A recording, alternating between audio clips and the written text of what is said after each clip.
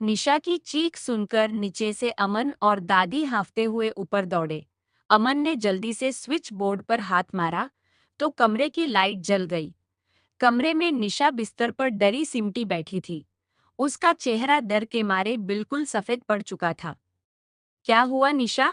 क्यों चिल्लाई इतनी रात को? दादी ने निशा के सिर पर हाथ रखते हुए पूछा। निशा ने कांपते हुए हाथ से दीवार के कोने की तरफ इशारा किया। दादी, वहां वहां कोई छोटा बच्चा खड़ा था। उसने मेरे खिलौने को छुआ और लाइट चली गई। अमन ने तुरंत उस कोने में जाकर देखा, पर वहां कोई नहीं था। उसने खिलौना उठाया और बोला, दीदी, लगता है शादी की तैयारियों की थकान की वजह से आपको कोई वहम हुआ है। और लाइट तो भोपाल में वैसे भी आती जाती रहती है। देखो, यहाँ कोई नहीं है। दादी ने भी निशा को समझाया। हाँ बेटी, नए घर में पहली रात है, थोड़ा अजीब लगता ही है। चल अमन, तू नीचे जा। आज रात मैं निशा के पास ही सो जाती हूँ। दादी के पास सोने से निशा का दर्द थोड़ा कम हुआ, पर उसकी आंखों से नींद गायब हो चुकी थी। वो पूरी रात बस उस छोटी सी परछाई के बारे में सोचती रही। अगली दोपहर और खिलौना। अगले दिन घर में शादी के कपड़ों और हलवाई को लेकर बातें चल रही थीं, इसलिए माहौल थोड़ा नॉर्मल हो गया। निशा किचन में दादी के लिए चाय बना रही थी। तभी उसे ऊपर के फ्लोर से अमन की जोर से आवाज आई। दीदी, आप मेरे साथ मजाक कर रही हो क्या? ये बिल्कुल अच्छी बात नहीं है। अमन गुस्से में नीचे उतर रहा था। निशा किचन से बाहर आई। भी क्या हुआ अमन? मैं तो किचन में हूँ। मैंने क्या मजाक किया?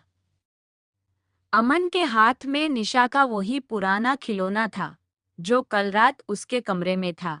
अमन ने कहा, मैं अपने कमरे में पढ़ाई कर रहा था और अचानक मेरे बेड के नीचे से ये खिलौना निकालकर फ्लोर पर चलने लगा।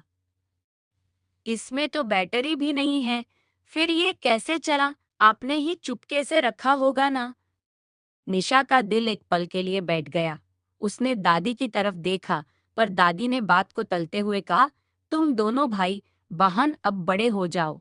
हवेली पुरानी है, फ्लोर थोड़ा टेढ़ा होगा तो खिलौना फिसलकर आगे आ गया होगा। चलो, चाय पियो और काम पर लागो। रात का सन्नाटा और बॉल का खेल। दादी ने सबको समझा तो दिया था, पर उस रात डर का असली इम्तिहान अमन का होने वाला था। रात के लगभग 1 बजे अमन अपने कमरे में लैपटॉप पर कुछ काम कर रहा था। पूरे घर में सन्नाटा था। तभी अचानक उसके कमरे के दरवाजे पर एक हल्की सी आवाज हुई। थुड़। अमन ने दरवाजे की तरफ देखा। दरवाजा थोड़ा खुला था और बाहर कॉरिडोर से एक छोटी सी रेड कलर की बॉल लुढ़कती हुई उसके कमरे के अंदर आई और उसके पैरों के पास आकर रुक गई। अमन की रीढ़ की हड्डी में एक ठंडक सी दौड़ गई। उसका लैपटॉप चल रहा था, पर उसके हाथ कांपने लगे। उसने हिम्मत करके दरवाजे से बाहर झांका। कॉरिडोर में अंधेरा था, पर उस अंधेरे के बीच एक छोटा सा बच्चा बैठा था, जिसकी पीठ अमन की तरफ थी। अमन ने डरते डरते पूछ, के कौन हो तुम? इतनी रात को यहाँ क्या कर रहे हो? उस छोटे बच्चे ने धीरे से अपना सर घुमाया। उसका चेहरा बिल्कुल धुंधला था, पर उसकी आंखों में एक अजीब सा दर्द और अकेलपन था। उसने अपना छोटा सा हाथ अमन की तरफ बढ़ाया, जैसे वो अपनी बॉल वापस मांग रहा हो। अमन का डर अब उसके बर्दाश्त से बाहर हो चुका था। उसने जोर से चीख मारी, भूत। स्टोरी अच्छी लगी तो वीडियो को लाइक, चैनल को सब्सक्राइब कराना ना भूले।